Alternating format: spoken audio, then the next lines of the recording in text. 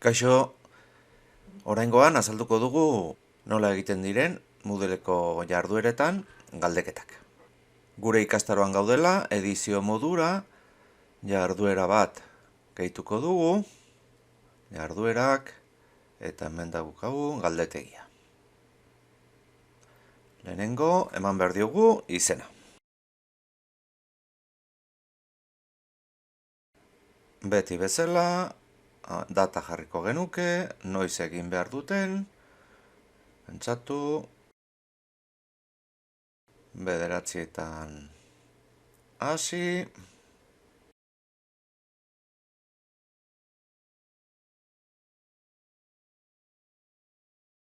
horrela.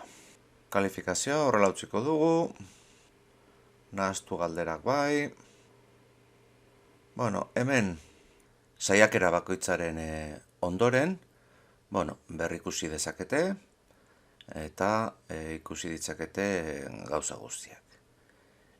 Itxi baino lehen ere, saiakera bukatu ondoren, berriro berraztertu dezakete galdetegia.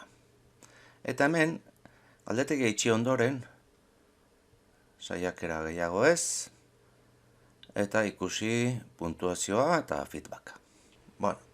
Horrelaxe utziko genuke. Gorde eta erakutsi. Nik hemen ez daukat galderarik, orduan galderak sortu beharko ditugu. Gehitu galdera. Eta hemen daukagu, alde batetik, puntuazioa zenbatetik, 10-etik, eta gehitu galdera. Hemen aukera ezberdina dauzkat. Galdera bat sortu, orain. Lehen nik sortutako galderak aukeratu, galdera banku bat sortu daiteke, eta horreuki hainbat galdera, eta handik joan hartzen, eta hau da sortuta dauzkadan galdera horietatik, hausaz aukeratu kopuru bat. Nik kasu honetan berria sortu nahi dut. Hemen dauzkat hainbat galdera mota. Batzu bakarrik azalduko ditugu, adibidez, aukera anizkoitza. Gehitu, izenburu bat jarri behar zaio, hemen galdera jarriko dugu,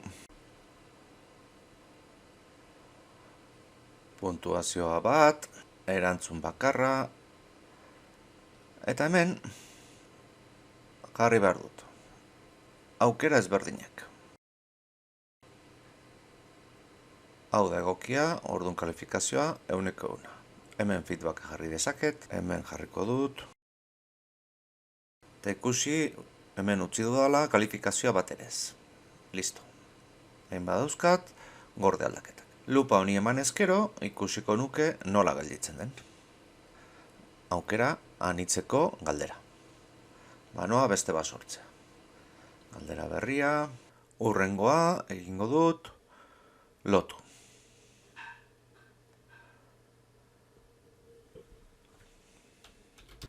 Izenburu bat enuntziatua jarri dut, eta hemen jarri behar ditut lotzeko kontzeptuak.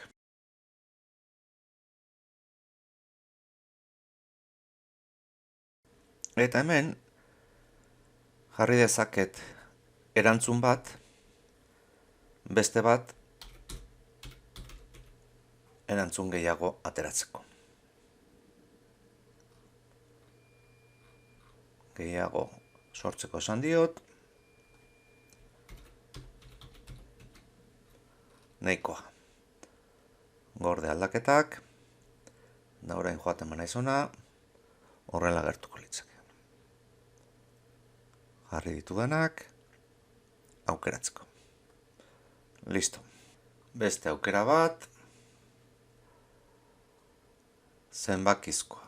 Non dagoen. Matematikarako egokia izan daiteke.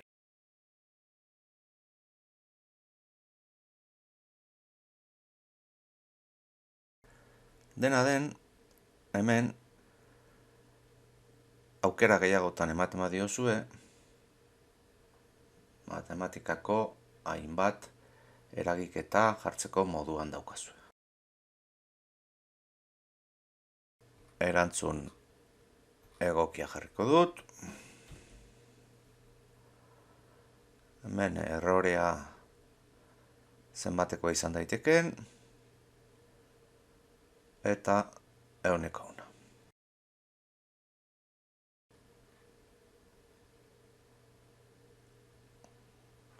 Begiratzen badugu, eragiketa eta hemen aukera erantzun emateko. Beste bat,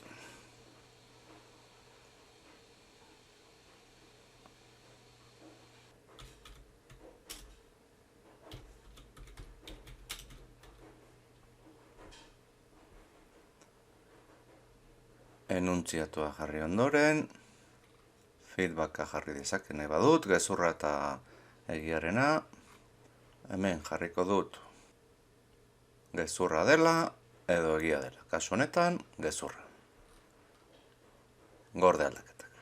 Ikusten badut, horrela geldituko litzake. Beste bat, erantzun laburrekoak.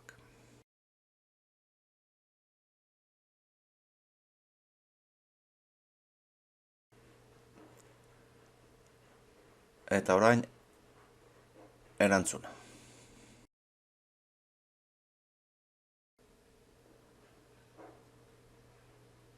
Ondo dagoela, 100.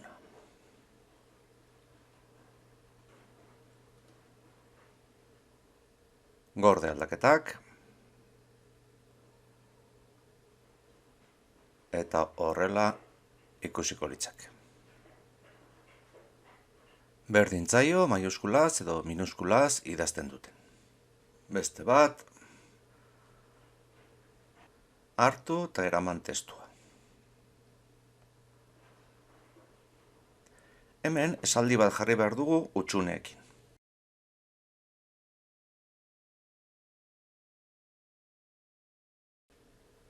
Hutsunea gelditzeko jarri behar dut kortxete artean. Kortxeteak, lehenengo aukera, bigarren aukera,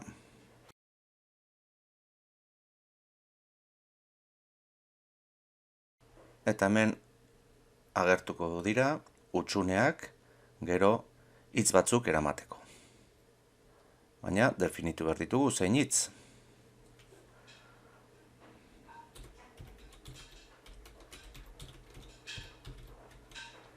Hau izango da lehen aukera, eta bigarrena,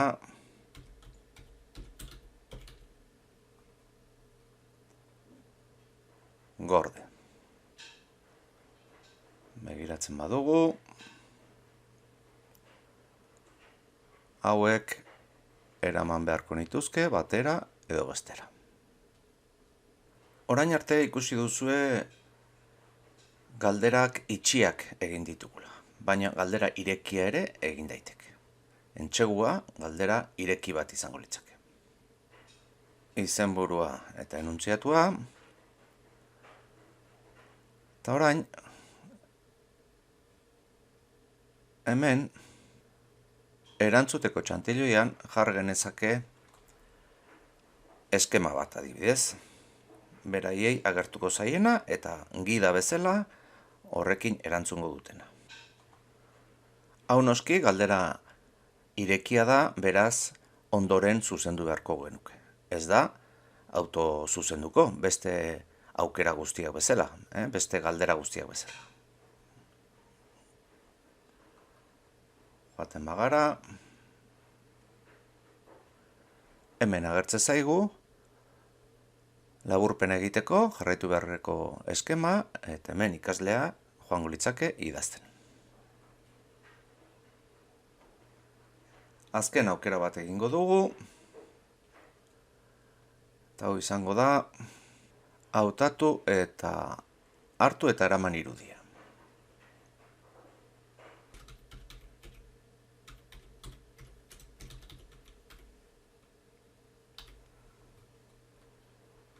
Hemen irudi bat eukiko dugu, eta irudi hortan jarri behar dituzte kontzeptu batzuk. Aukeratuko du, igoko dugu irudia,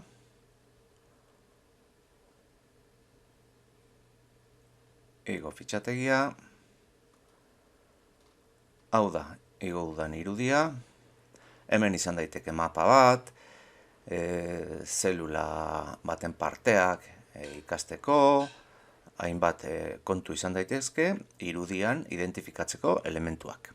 Elementu eramangarriak. Bueno, hemen irudiak eraman genezazke ere, baina nik egingo dut testu eramangarriekin. Testu eramangarria izango da hemen beste bat, beti jarri behar dugu testu eramangarria, kasu honetan, horrela nahi dugulako, jarri ditut guztiak, eraman behar dituzten hitz guztiak antolatu ditut, orain nora eraman behar dituzte.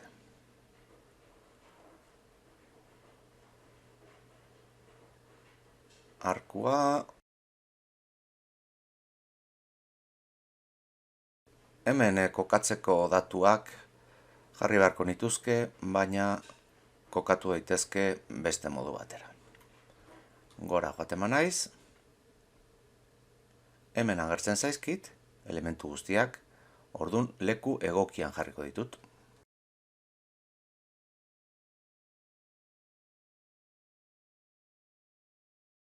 Listo, eta beraiek modu egokian jarri beharko dituzte. Onartu, eta horrela ikusten da. Hau eraman beharko luteke leku egokietara. Osatu dugu gure galdeketa. Joaten naiz galdetegira, orain galderatan nago, galdetegira joaten naiz, ikusi dezazket nola agertzen diren. Ikasle bezala, galdetegia erantzutera joango nitzake, hemen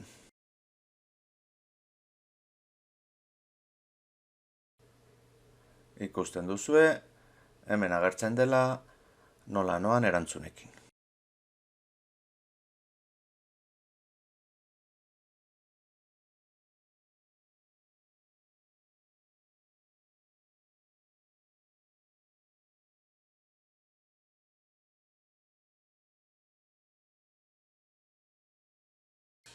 Listo, erantzun da.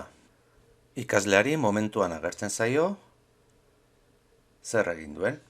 Hemen, konturatzen bazarete, berdean daude ondo egin dituenak, txarto egin dituenak, hau, entsegua da, zuzendu egin behar du irakasleak, beraz grisez ateratzen da, egin du, baina zuzendu gabe dago, kalifikatu behar du, eta hau guztia ez dago eginda. Irudiena, gauza batzuk txarto daude.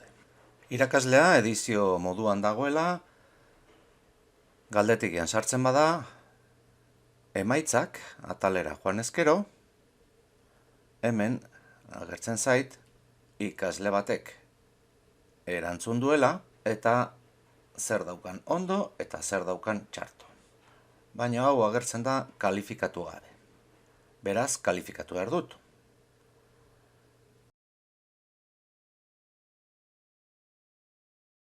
Hemen dago jarri duena ikasleak, beraz, egin iruzkina edo aldatu puntuazioa. Honi eman ezkero, feedbacka edo iruzkin bat emango nioke, eta hemen puntuazioa.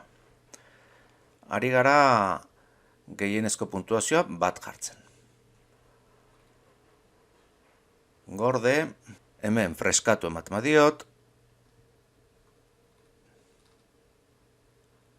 agertzen zait, guztia zuzendu dala, eta hau da aterako duen nota. Gehienezko kalifikazioa 10 da, baina 8 galdera egin ditut, eta bakoitzari puntuazio gehienekoa bat eman diot. Beraz, atera zaion bataz bestekoa, hau da. Eta honekin, galdeketak egiten ikasiko zenutelakoan, hurrengora arte.